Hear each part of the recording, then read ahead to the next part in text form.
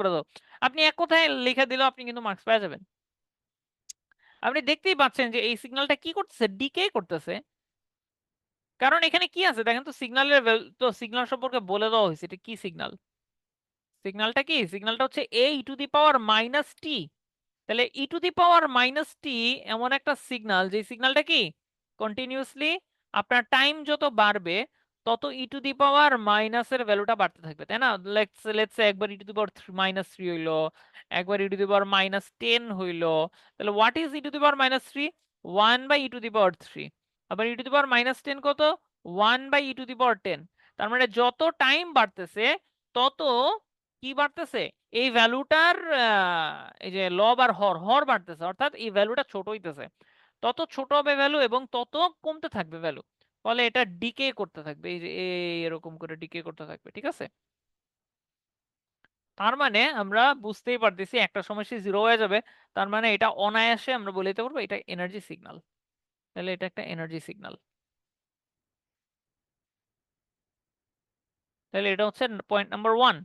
নাও কথা আছে যে আচ্ছা আপনি বলে দিলেন, আপনাকে বলতে বলছে এটা কি সিগন্যাল বলে দিলেন, কিন্তু ধরেন আপনার হাতে সময় আছে পরীক্ষায়, কারণ আপনি শুধু এইটা উত্তর লেখে আসবেন, আর একটু কিছু করেন, আর কিছু কাজ করেন। তাহলে আমরা একটা কাজ করি, আমরা এটার এনার্জিটা বাইর করি, কারণ আমরা জানি এনার্জি সিগন্যালের কি হয়, এনার্জি সিগন্যালের এনার্জিটা কি হয় ভাই, ডিকে হয়। এনার্জিটা ফাইনাইট হয়।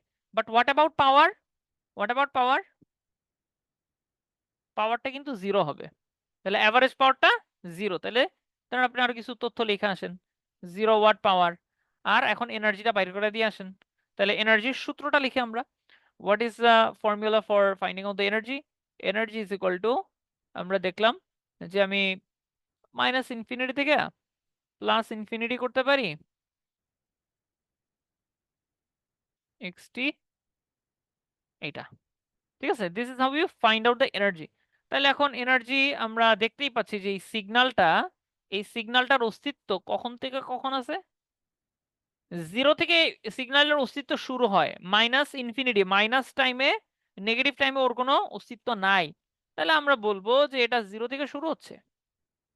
ওকে, আর জিরো থেকে শুরু হয় কতক্ষণ পর্যন্ত আছে, আমরা ধরে নিতে পারি ইনফিনিট পর্যন্ত এটার অস্তিত্ব আছে, ঠিক আছে? আমরা ধরে নেব ইনফিনিট। তাইলে এখন আমার সিগন্যালের এখন ভ্যালুটা বসাইতে হবে, তাই না? তাহলে আমার সিগন্যালটা কত, সিগন্যাল দেওয়াই আছে a⁻−t, আর আমরা জানি এটা মডুলাসের হোল স্কয়ার হয়। এখন এখানে যেহেতু মডুলাস দিলে একই রেজাল্ট আসবে, তাহলে আমরা একই রেজাল্ট বসাইতে পারি। আচ্ছা ধরেন আপনি মডুলাসই দেন, যান এই মডুলাস দিলেন, তাহলে a⁻−t এর মডুলাস এর হোল স্কয়ার, ঠিক আছে? তারপর কি আসবে, তারপর আসবে হচ্ছে আমরা দেখতে পাচ্ছি যে এটা কি হবে, a² e⁻−2t dt, তাই না? সো নেক্সট কাজ কি হবে, আচ্ছা এটা বসাই দিই, লিমিট বসাই দিই। তারপরের কাজ হচ্ছে আমরা a² বাইরে নিয়ে আসতে পারি। তারপর কি e⁻−2t কে ইন্টিগ্রেশন করলে e⁻−2t ডিভাইডেড বাই -2 পাবেন, তাই না? তারপর আমরা কি লিমিটটা বসাই দিব। তাহলে আমরা এখন লিমিটটা বসাই দিই,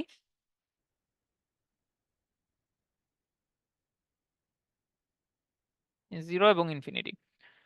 তো তারপরের লাইনটা কি হবে, এরপরে হবে হচ্ছে আমার a²/-2, আমরা যখন ইনফিনিটি বসাবো তখন রেজাল্ট আসবে কত, e⁻−∞ is equal to what, 0, তাই না? e⁻−∞ ইজ 0, কারণ e⁻−∞ মিন্স 1/e⁻∞, একটা 1/e⁻∞ means 1/∞, which is equal to 0, ঠিক আছে? মাইনাস এরপর কি e⁻−0 মানে e⁻0 is equal to what, 1। এই তার মানে আমরা ফাইনালি রেজাল্টটা পাচ্ছি a²/2, ঠিক আছে? a²/2। তাহলে দিস ইজ দ্য এনার্জি। তাহলে এনার্জি কি, জুল, আমরা বলে দিব a²/2 জুলস।